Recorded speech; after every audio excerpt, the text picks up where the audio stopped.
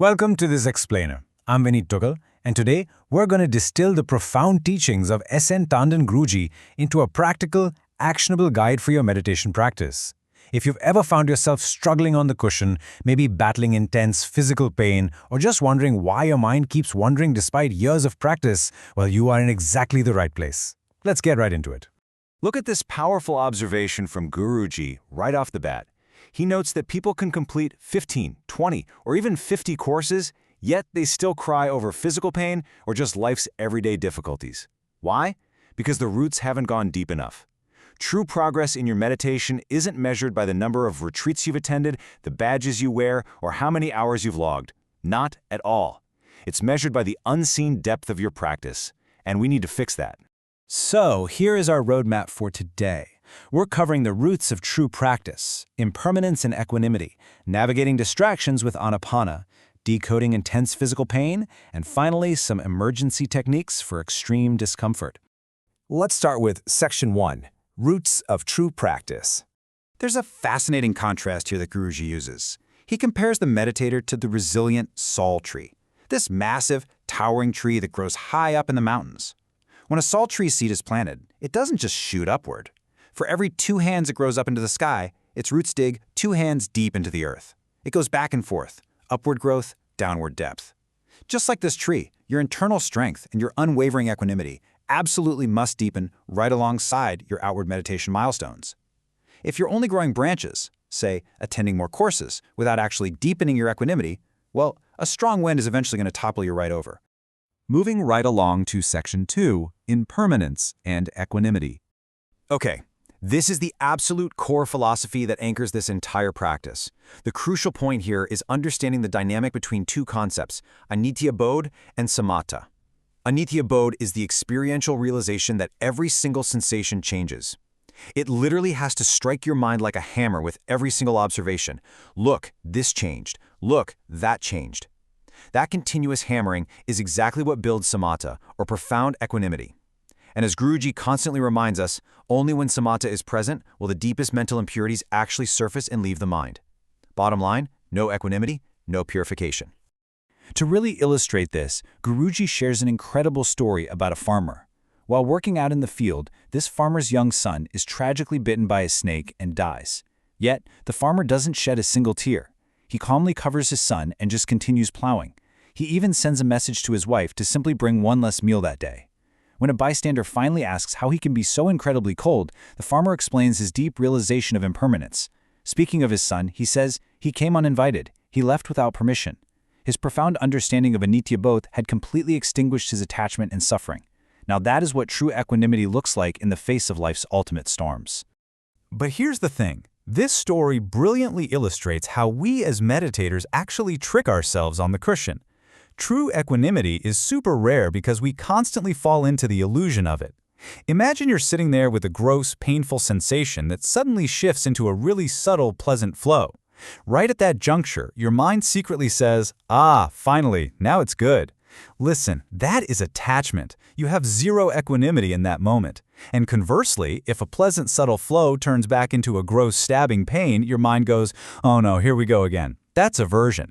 True equanimity means moving from one sensation to another, whether gross or subtle, observing only its impermanence without ever preferring one state over the other. Now, if you think this requires some incredibly high intellect, think again. Guruji tells the story of an uneducated, incredibly simple-minded nun named Vimala during the Buddhist time. While all these highly educated monks were out there debating complex philosophy and others were training their minds to never leave the boundary of their physical bodies, it was actually nun Vimala who reached the highest state of enlightenment, becoming an arhat. How does she do it? She learned one simple instruction: go into the body. Feel a sensation. Don't judge it as good or bad. That's literally it. She just observes sensations rising and passing away with any judgment. That is the whole secret right there. Let's shift gears to Section 3, Navigating Distractions with Anapana. So, what actually happens when your mind rebels? Think of your awareness kind of like a wood fire. When your Vipassana practice feels weak, your mind is wandering and the sensations are fading, it's like a fire dying down to mere smoke. Don't force it. You don't try to cook on a smoking log, right? Instead, you switch to Anapana, observing the breath. Breathing is essentially like taking a fan to those dying embers. You just stay with the breath until a sharp, distinct sensation returns to your upper lip. That sensation? That's the signal that the fire is hot again, and your mind is finally sharp enough to return to scanning the body. And you might experience some pretty bizarre things on the cushion. You might see flashing lights, hear unexplainable sounds, or even feel phantom touches. These are simply sensory illusions. They're just byproducts of deep concentration. They're completely useless to your path, and honestly, they'll just waste your time. So if you encounter any of these, or if your mind is just hopelessly overwhelmed by wandering thoughts, immediately drop the body scan. Ground yourself right back in the breath using Anapana. Now for Section 4, Decoding Intense Physical Pain. Let's tackle a reality that literally every single meditator faces: navigating intense, sometimes downright agonizing physical pain. A lot of people try to ignore old injuries or chronic pain during meditation. They think, oh, that's just my bad knee acting up again. But Guruji uses this fantastic broken floor metaphor to explain why doing that is a massive mistake. If you throw a bucket of water on a broken floor, where does the water go? It naturally rushes to the deepest cracks first. Your physical weak spots, those old injuries and chronic pains, are the cracks in your body. Deep, fear-based mental impurities, or vikaras, gather exactly in those spots.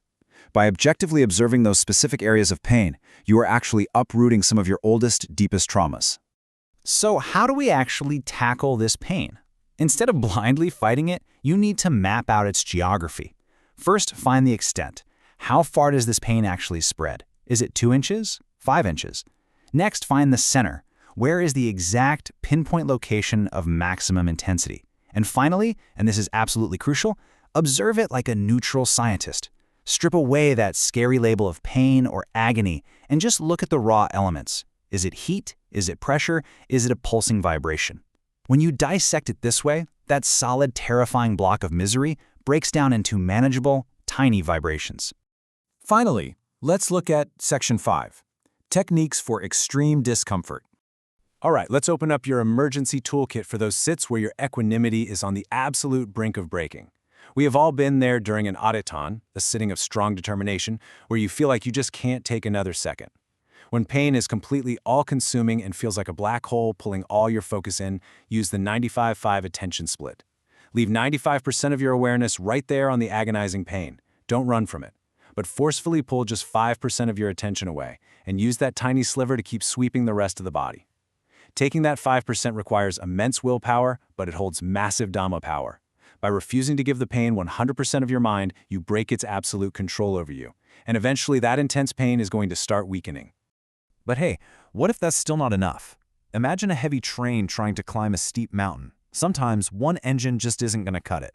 If the pain feels completely insurmountable, you need to use 2 engines. Add the breath right alongside the sensation. Simultaneously observe the breath coming in and out while you observe the intense sensation. Combining Anapana and Vipassana like this gives your mind the sheer torque needed to pull over the peak of that intense pain, piercing right through those heavy vibrations. And if you are literally seconds away from breaking your posture, pull out these last resort tools. Jump your focus entirely to neutral zones, like the palms of your hands or the soles of your feet for 2 minutes. These areas usually hold very light, pleasant sensations that can rapidly restore your broken equanimity.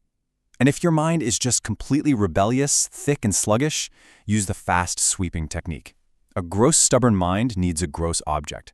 Just rapidly sweep your awareness from head to toe over and over without stopping to search for subtle sensations. Give the mind a big, fast movement to lock onto until it finally calms down.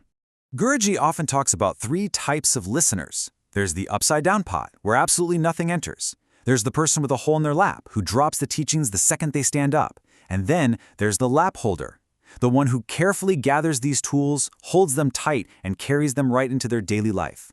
As we wrap up this explainer, I want to leave you with a vital question. Will you be the lap holder? Will you take this deep understanding of impermanence, these powerful troubleshooting techniques, and this entirely new approach to pain, and actually use them to deepen your roots on the cushion today? The choice is entirely yours. Keep practicing, keep observing, and keep your roots growing deep.